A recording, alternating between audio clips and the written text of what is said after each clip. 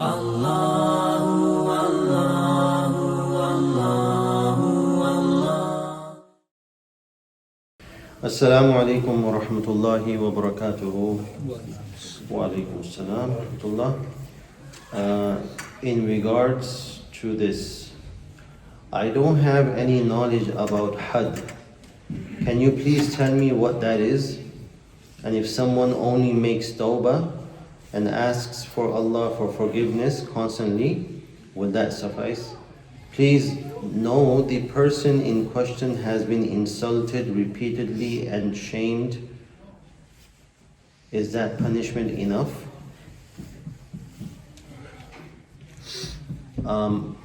Had, the literal meaning of had in Arabic is limit. And hududullah, the limits of Allah. We mentioned in the Quran, it means that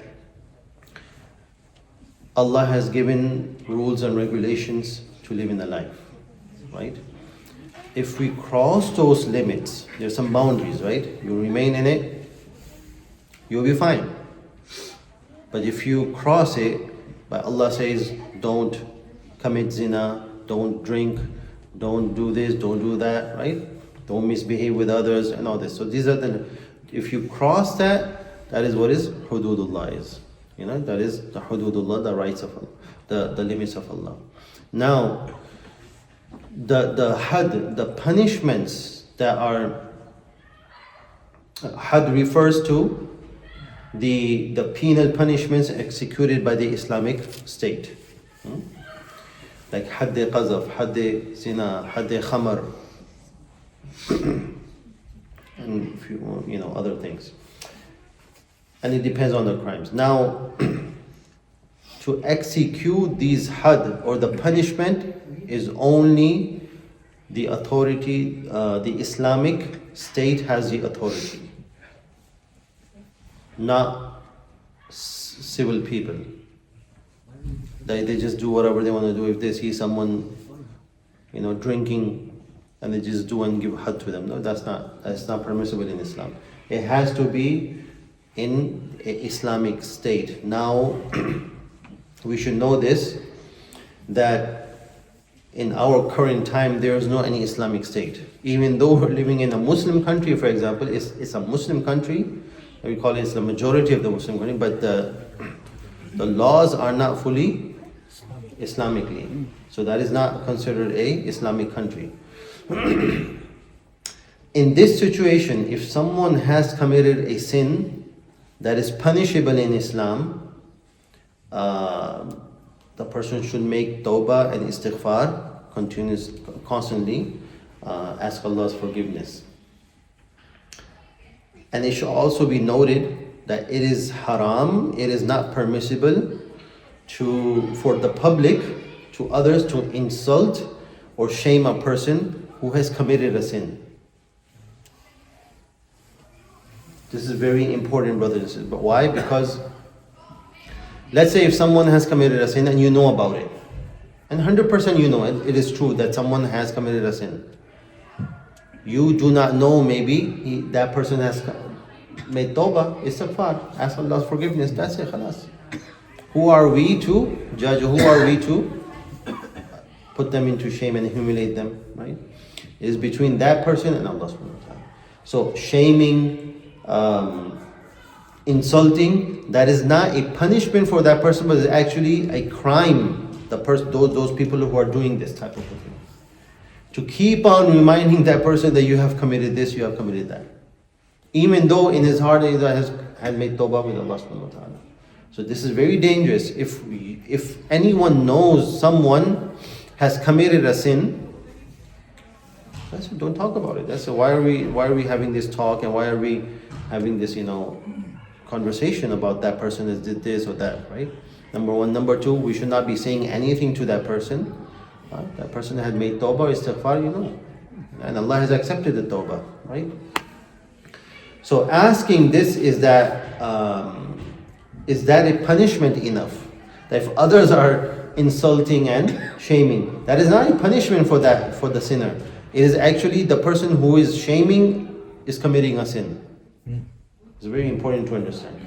So any sin that a person has committed, whether it's major sin or minor sin, we should make tawbah anyways, more than, it comes in the hadith, right?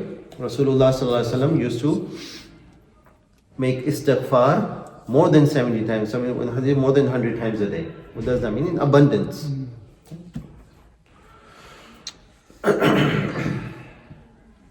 Question. Assalamu alaikum. Wa alaikum assalam.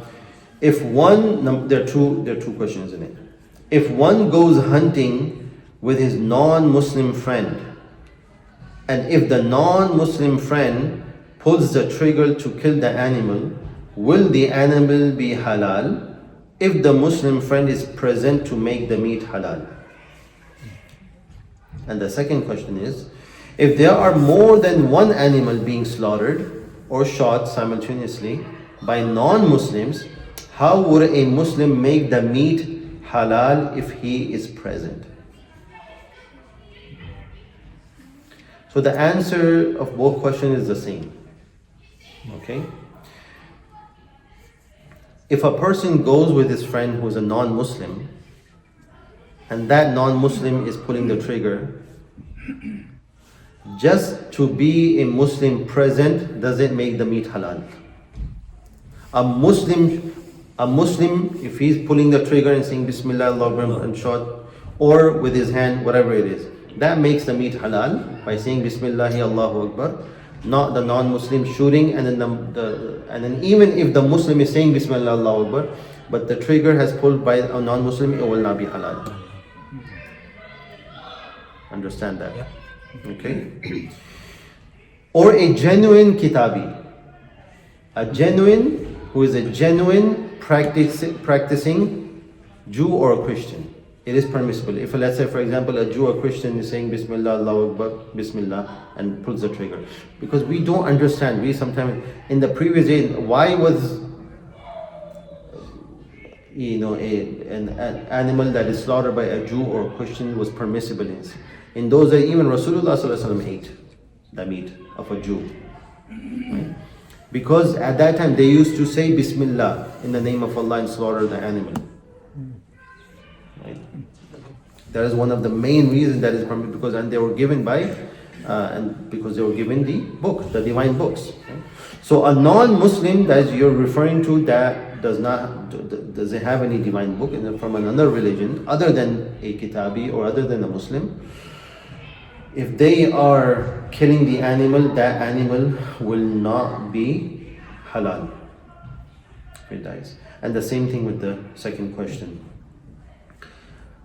Don't think that just because a Muslim is present, the meat becomes halal, the animal becomes halal. It is not like that. And the animal has to be slaughtered or pull the trigger by a Muslim by saying Bismillah, Allahu Akbar, then it will be halal. Okay. Assalamu alaikum wa rahmatullahi wa barakatuh. Wa alaikum assalam. I have two questions. Number one, I was wondering if when someone is seeing the Kaaba for the first time, is there a recommendation for what dua to make? More specifically, if someone does not recall all of the du'as they want to be accepted, as upon first glance of Kaaba, all those du'a are accepted inshallah, can they simply say, may Allah accept all my du'as? As amidst the emotions, it may be difficult to recall one's more important du'as. Please advise. So the first question. So, by glancing to the Kaaba, there is no any specific dua. There is no any specific dua mentioned. It is, the dua comes from your heart. It can be in any language. It doesn't have to be in Arabic, right? So once you see the Kaaba and the dua is accepted, that is, you can say whatever dua you want. Yes, you get blanked when you see the Kaaba first time. It's totally blank. You don't know what you just see, and then you all of a sudden you just totally blank what to ask. Because a lot of time I'm going to ask this, I'm going to ask that. This is the dua I'm going to make. So whatever you just, the ulama say that, Ya Allah, all the du'as that I have in mind, because you don't have to say it. Allah knows everything from your heart and your mind. So just say this, that Ya Allah, whatever du'as All the jais, all the goodness of this dunya and the akhirah, give it to him. So everything will come in anyways.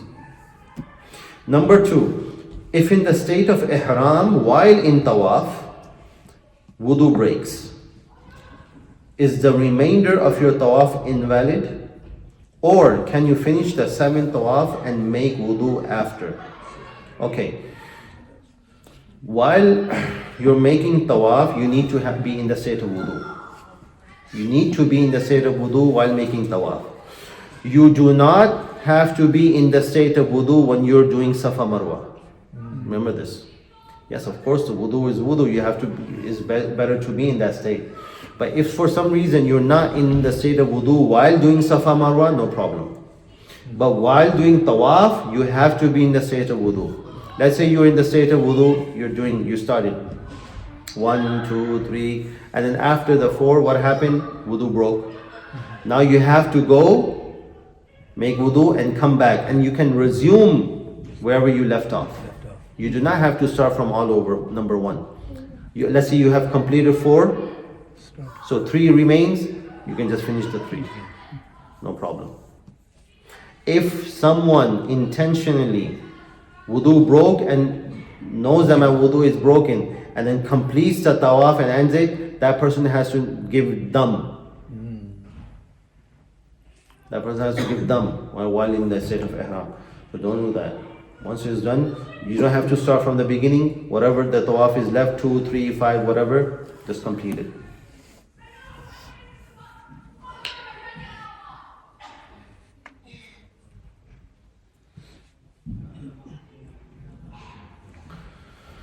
And the most jami dua that Rasulullah sallallahu alaihi wasallam made, I mean, in any occasion, when there's a specific time that we are passing through, and there's a specific time which it comes in the ahadith that there's a special time which dua are accepted, whether you go in haram or you're here between, these, as is mentioned about, actually this is the time, Jummah time, right? From Maghrib to the next Maghrib for tomorrow. So these are very special time that we are passing through, right?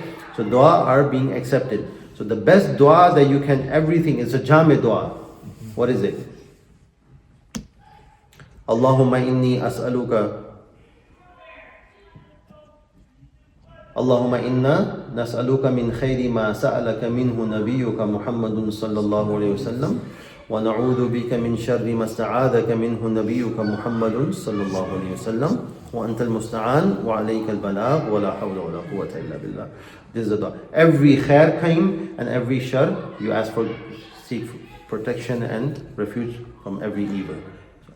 All the duas, sometimes we make Allahumma inni as'al about protecting from evil, from different diseases and all this, right? So everything comes in this dua. All the goodness of this life and the hereafter, and all the to stay away from all the evil and shar and diseases of the physical diseases, spiritual diseases, comes in this dua. So memorize is a very easy dua to memorize. Assalamu alaikum wa rahmatullah, Shaykh. Wa alaikum assalam. Hope you are fine. Alhamdulillah. I am. Jazakallah. Are Muslim women allowed to receive and give their baby donated breast milk? I mentioned this last time. I mentioned about it. There is nothing wrong to donate breast milk. There is nothing wrong. No problem. But it needs to be recorded, documented. This is very important. Those places that you are giving that milk, they're not going to be recording that. It remains anonymous, it's secret. No one knows who the milk is going to, which family, which boy or girl or whoever, we don't know. So that is the main part. Donation of a breast milk, it is permissible in Islam, but it needs to be recorded. If it's not recorded anywhere, then to give it at that place, it is going to be haram. It has to be documented. We should know.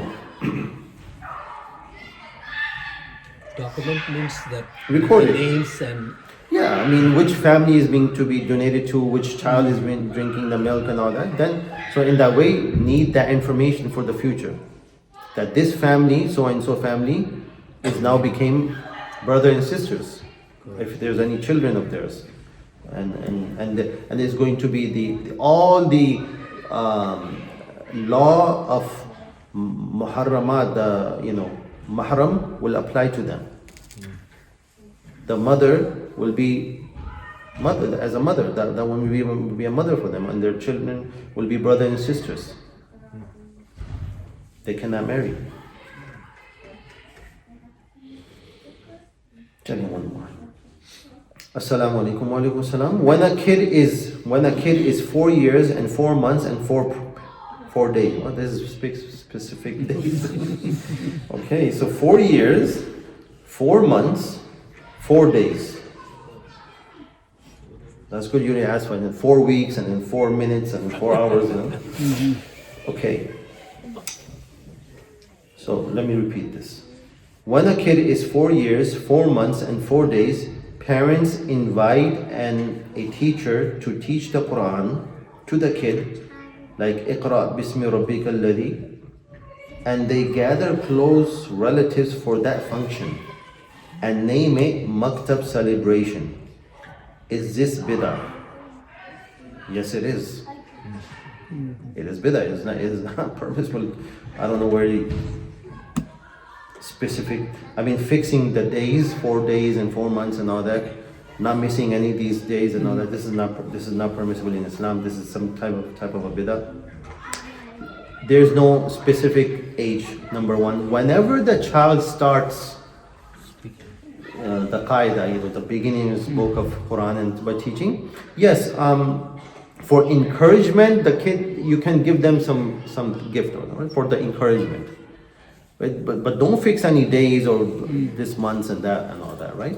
So whenever the child, you think, okay, 6 years, 7 years, 8 years, whenever the child starts, you put that child in a maktab to study the Quran, to learn the Quran. So for that, you can give them a gift or something for encouragement. And then when they end it, let's say the qaida, the book they completed, the beginning book, give them the gift. They earn it, they came and they learn about it. And then when they start the Quran, give something good. Then when they end the Quran, they should be, yes, then a good gift, a big, good, huge gift that they know that they have achieved something. Right? They have done something very important, and they will remember that in their lives. So, but doing this, specific thing and all that, this is all bid'ah. Don't do this. There's nothing in the Quran or Hadith. ठीक है سبحانك اللهم وبحمدك نشهد ان لا اله الا انت نستغفرك ونتوب اليك